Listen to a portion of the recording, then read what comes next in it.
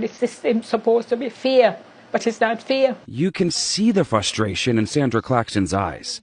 She worked as a nurse for decades to buy her retirement home in the Bronx, a home she's now afraid of losing. I didn't expect this. Her home has a second-floor apartment she's been leasing out to help cover costs. The last receipt from 2 years ago. But says her tenant hasn't paid in more than 2 years. She took her to housing court and won, but the tenant is still living above her. The warrant has not been signed by the judge, so they cannot do anything about it. She had to wait for more than a year after winning her case for a judge to sign off on the eviction warrant.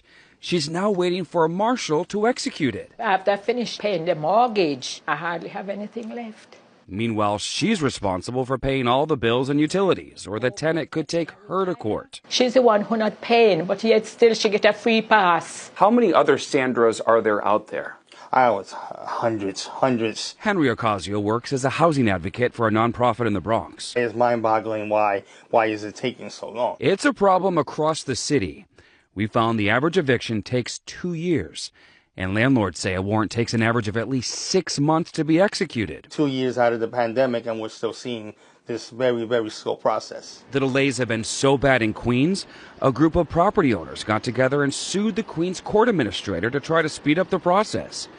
Craig Gambardella represents the landlords. This is pretty rare action, right? This is incredibly rare action. In a response to the lawsuits, the court administrator said they've been dealing with a monumental task of clearing out an almost 2-year backlog from the pandemic and have had a shortage of housing court judges, court attorneys, and other staffing shortages. The fact that upon filing this lawsuit, things started moving in the right direction with respect to staffing in Queens County. It doesn't solve the citywide problem, though. It's unacceptable. Senator Holman, the chair of the State Senate Judiciary Committee, says constant complaints have led to 5 new housing court judges being added over the last month.